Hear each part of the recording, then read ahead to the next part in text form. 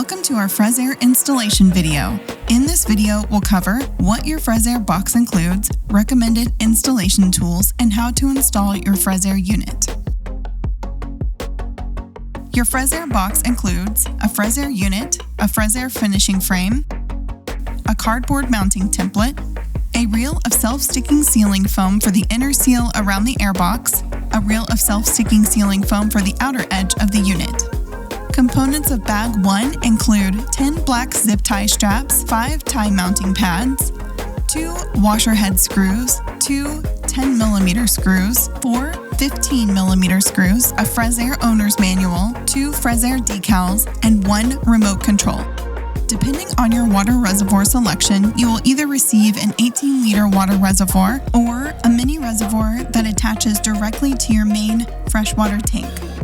The 18-liter reservoir will be packed with the following components: 2 mounting brackets, 4 bolts, and 2 water reservoir end caps. Components of bag number 2 include 2 VDO water pumps and 1 rubber grommet for the water pump. Components of bag number 3 include 4 rubber O-rings, 4 40mm bolts, 4 60mm bolts, 4 80mm bolts, 4 100mm bolts, 8 M8 flat washers, 8 M8 self-locking nylon nuts, and 4 red end caps that go over the universal mounting holes. Tools we recommend include protective eyewear, masking tape, a permanent marker, a screw gun, a Phillips and flathead screwdriver, a crescent wrench, a jigsaw and/or angle grinder, a file, self-leveling lap sealant, wire cutters, plumbing tape, and optional hose clamps. Please read the instructions thoroughly prior to installing the Fresair unit. We are not responsible for damages and/or improper installation due to user error. Step 1. Tracing the mounting template. Prep tip: it is very important that the roof surface is clean to ensure a weather-tight seal between the base of the Fresair unit and your roof. Take time to determine where you wish to install your Fresair. Ensure that the unit is placed between roof support bars so you don't compromise roof integrity. Plan how the internal harness will run to power and reservoir.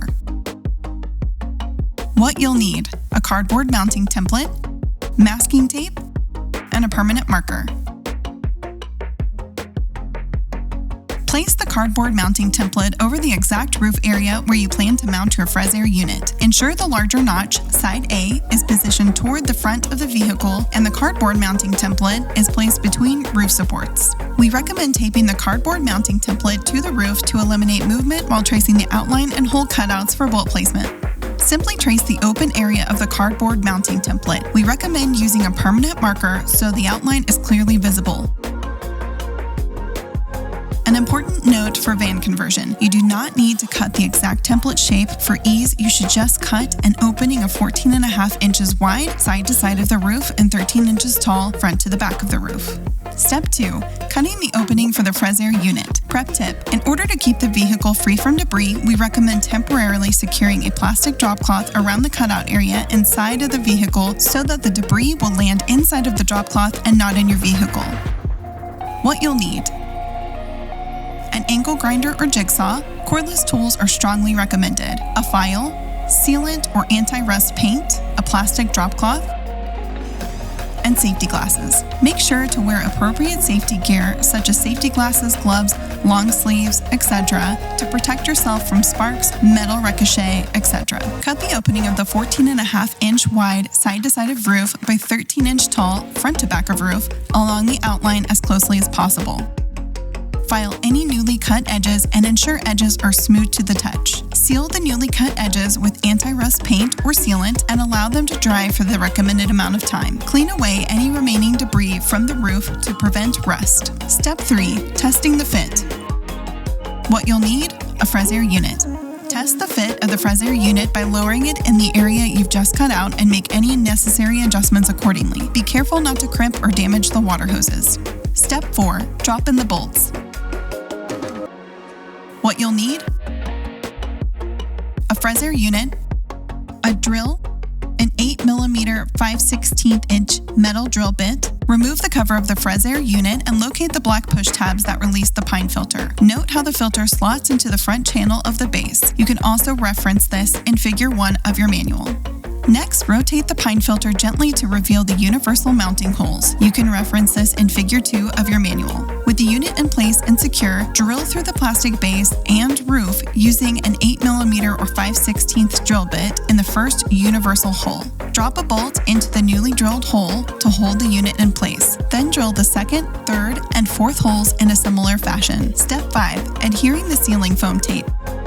What you'll need: a Fresair unit, a reel of self-sticking sealing foam for the inner seal around the airbox, a reel of self-sticking sealing foam for the outer edge of the unit, and clear silicone sealant or adhesive. With the unit still in place and secure, use a permanent marker to draw an outline around the outside base of the unit on the roof. Remove the unit from the roof and turn the unit over. Stick the thicker sealing foam tape around the airbox up to the honeycomb plastic line. Cut the sealing foam tape to the correct length, ensuring there are no gaps where the sealing foam tape ends meet. You can also reference this in Figure 3 of your owner's manual. Stick the thinner foam on the roof along where you trace the outside of the base. Overlap the outline slightly to ensure a conservative amount of foam sticks out from the base of the unit. Run a bead of silicone along the center of the sealing foam on the unit and the roof. Carefully lower the unit back onto the roof, being careful to align the bolt holes first so the foam and silicone form a weather-tight seal. At the same time, make sure to bring wiring and tubing through the opening. On the predetermined side, the wiring and tubing will run to meet their connections. Apply a single bead of silicone along the middle of both the foam on the unit and the foam on the roof. Step 6. Mounting the Fresair unit. What you'll need: a Fresair unit, 4 bolts, 4 washers, 4 nuts, 6 cover screws, 2 finishing frame screws, a screwdriver, a crescent wrench, and self-leveling lap sealant or silicone. Choose the ideal bolt length for your installation and roof finish. Excess bolt length can always be removed with an angle grinder later. The bolts you choose will need to be long enough to secure the unit to the roof and have enough thread for the washer and nut to be secured to the end of the bolt of the roof's interior. Place a small rubber washer onto the bolt and drop in each of the 4 bolts into the universal bolt holes. Inside of the vehicle, place a metal washer onto each bolt, followed by a nut.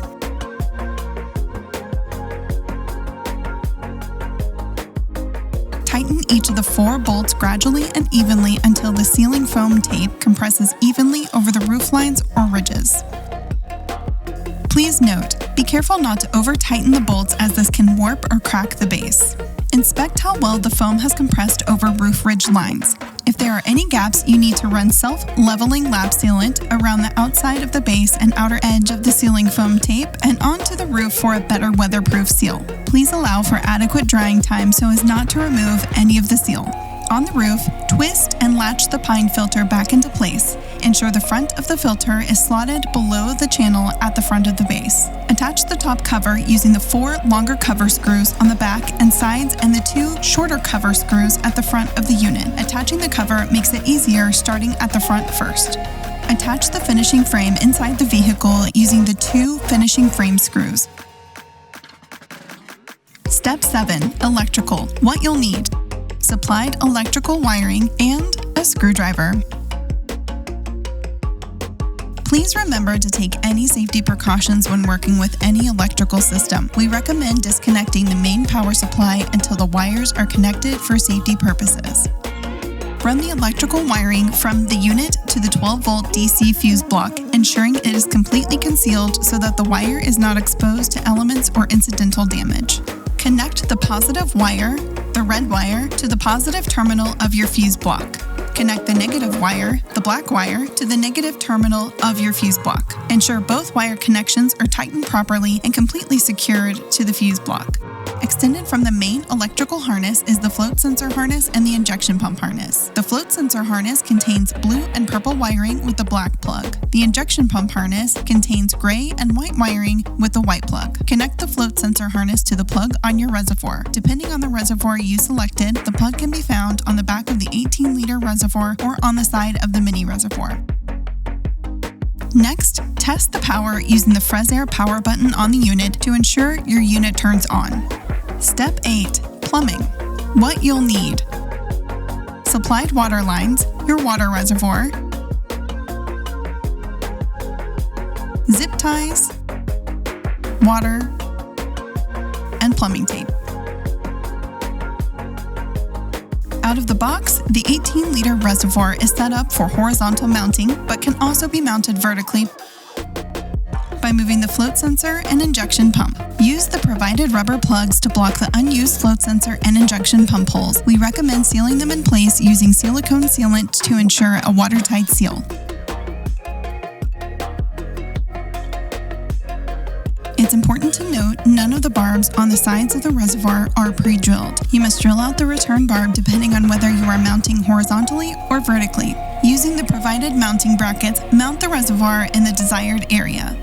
Refer to figures 5 and 6 in your manual to review the connection diagram for your reservoir. Pre-drill the water return barb on the reservoir. Run your water lines to the reservoir. The water return hose has a little red dot on the end. Slide the water return hose onto the barb. Attach the water injection hose to the barb on the pump. Note, optionally, you can use plumber's tape and a hose clamp or zip tie to secure the hoses to the barbs.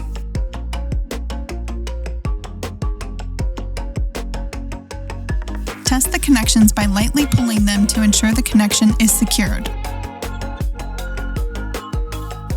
Connect the electrical connectors to the float sensor and injection pump.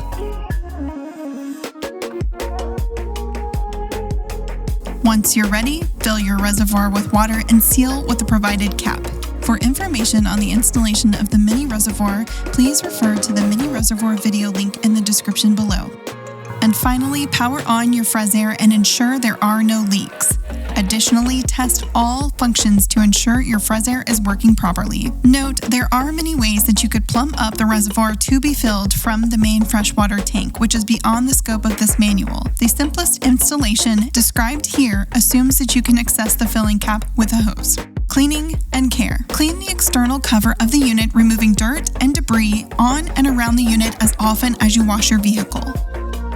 Check regularly that all the internal and external elements are fastening and tighten them when necessary. Be careful not to over-tighten as you could warp or crack the base. Regularly check that the connection lines are undamaged and secure. Check the filter every 6 months and replace every 12 months. Gently wash the tray internal filter every 6 months. Gently wash the tray pre-filter every 6 months. Remove the pumps every 6 months and clean them with an air blast. Change the pumps every 12 months. Check the fan as it contains carbon brushes, which we recommend inspecting every 12 months and replaced every 4 years. Thank you for watching. For further installation information or to download the installation guide, please visit fresair.com/support/installation-guide-S6. Additional information can be found in the description below.